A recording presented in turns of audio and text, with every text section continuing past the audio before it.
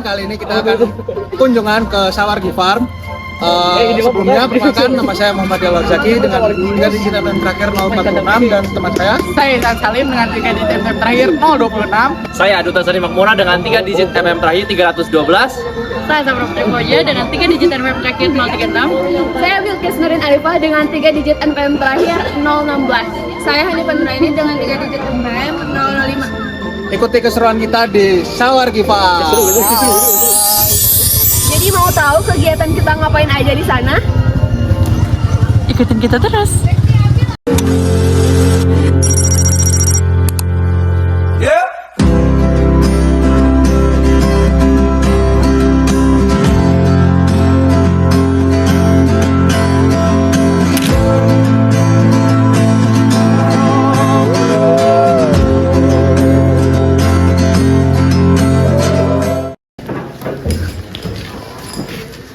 Jadi teman-teman, hari ini kita sedang berada di peternakan domba Sawargi Farm.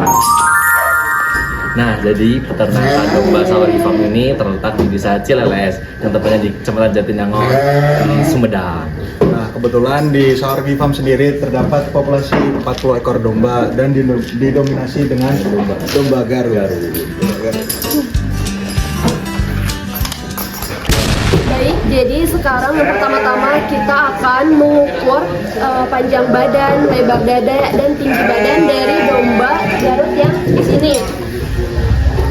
Untuk proses selanjutnya, kita lihat. Teman-teman, ini proses pengukuran dombanya.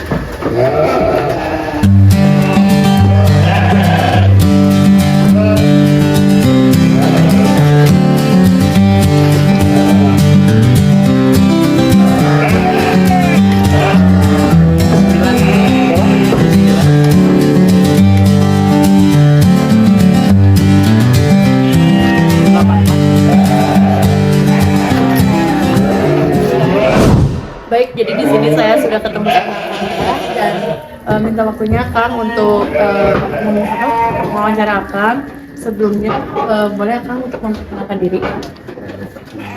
Saya Agus Mulyana, salah satu kontributor owner dari Sawargi Farm. Oke, jadi Kang, untuk pertanyaan yang pertama itu, saya mau nanya tentang identitas di Sawargi Farm ini. Kalau Sawargi Farm sendiri itu sejak kapan berdirinya dan kapan gitu mulainya?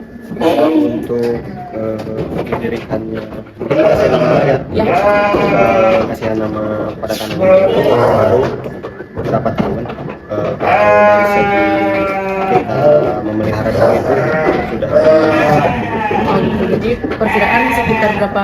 kalau pemberian nama sekitar paling 2 tahun. Untuk pemeliharaan lebih dari 30 tahun. Oh, dari 30 tahun. Oh, berarti akan di sini sebaliknya sebagai pemilik. Bagian pemilikan ini karena keluarga. Oh gitu. Baik teman-teman, jadi saya simpulkan untuk identitas sendiri dari kandang Sawargi Farm ini sendiri itu, jadi beliau itu akangnya tersebut itu sebagai salah satu pemilik ownernya, tapi sebagian karena ini yang memilikinya keluarga besar, jadi untuk populasinya juga di sini sekitar ada 40 sampai 45. Aku mau nanya Kang, beberapa fungsi kandang itu sekarang bagaimana metode pembuatan? Kalau untuk pembersihan kohe, kita rutin hampir setiap hari. Pada waktu itu setiap hari dibersihkan kohe. Kalau untuk kandang itu kita bersihkan itu setiap 2 bulan sekali. Limbahnya apakah bisa Untuk limbah kohe sendiri kita karena ada perkebunan walaupun kecil, ya kita bisa manfaatkan sebagai pupuk organik. Untuk di sini desain kandangnya tuh ukuran sama ventilasinya tuh gimana? Kalau dari segi ukuran, karena ini domba tangkas ya beda-beda. Kalau untuk ukuran pejantan mungkin di ukuran 90 kali 100 cm. Kalau untuk yang betina atau sistem koloni kita di 2 meter kali 1 meter. Nah, jadi ya teman-teman, di sebelah sini kita sedang ada di bagian kandang apa Kang? Kandang breeding. Iya betul teman-teman, bisa dilihat ini juga banyak anak-anaknya teman-teman. Nah teman-teman, Jadi teman-teman, karena Tadi sudah masuk ke kandang breeding, kita lanjut ke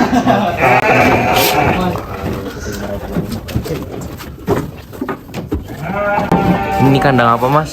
kandang jantan dan Garut buat Mr. Ronaldo.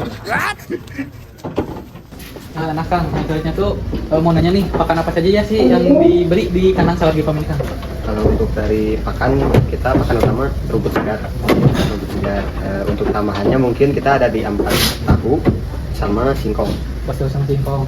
Nah kalau Akang sendiri untuk memperoleh pakan tersebut tuh apakah nanam sendiri kah atau nyabit rumput kah atau seperti apa? Sebagian kita nanam rumput, sebagian juga kita nyebit di berbagai daerah. Tempat ya Kang. Nah kalau di kandang Sawargi Farm ini tuh berapa kali dalam sehari Kang pemberian pakannya Kang? Kalau dari segi pemberian mungkin kita di pagi hari 1 kali untuk sarapan, dan untuk pemberian pakan utamanya itu kita di sore sampai malam sampai dia kenyang. Oh, ya. Yang selanjutnya itu kan kalau di kandang Sawargi Farm ini tuh memproduksi kan seperti silase atau kai supaya nanti itu bisa disimpan gitu, atau misalkan cuma saat pakan itu segar langsung dikasih gitu kan. Kalau untuk dari segi pemberian mungkin kita menggunakan pakan segar tanpa fermentasi ataupun yang bisa disebut silase. Iya. Karena kalau dari domba tangkas sendiri, ngarit itu adalah sebagian dari semut. Nah, teman-teman seperti itu. Nah Kang, untuk selanjutnya tuh mau nanya nih, ada gak sih Kang penyakit yang pernah terjadi gitu di sini Kang? Apa aja penyakitnya? Kalau dari segi penyakit mungkin kemarin kita ada wabah PMK ya, wabah PMK, dan kebetulan sebagian kena tapi nggak sampai parah gitu. Jadi keburu tangani lah. Jadi yang lainnya paling sakit mata, terus kembung, panas dalam gitu. Kalau penanganan itu kan apakah oleh Akang sendiri atau misalkan ada dokter hewan atau paramedik gitu Kang di sini? Kalau dari segi penanganan seperti panas dalam mungkin kita tangani sendiri yang kayak gitu. Misalkan Kang, ada nggak sih misalkan jadwal khusus gitu buat pemberian seperti vaksinasi atau suplemen gitu Kang? Kalau dari segi pemberian obat-obatan mungkin kita fokusnya di obat cacing. Yang kita berikan itu sekitar 3 sampai 4 bulan sekali. 4 bulan sekali. Nah, kalau strategi Akang nih untuk mencegah wabah penyakit supaya tidak terjadi pada domba itu gimana Kang? Ya kalau mungkin mencegah ya, kalau istilahnya mencegah itu kita mungkin menjaga kebersihan kandang. Yang kedua melihat dari segi pakan, apakah pakan tersebut layak untuk kita berikan ataupun tidak. Yang ketiga mungkin ya pemantauan berkala.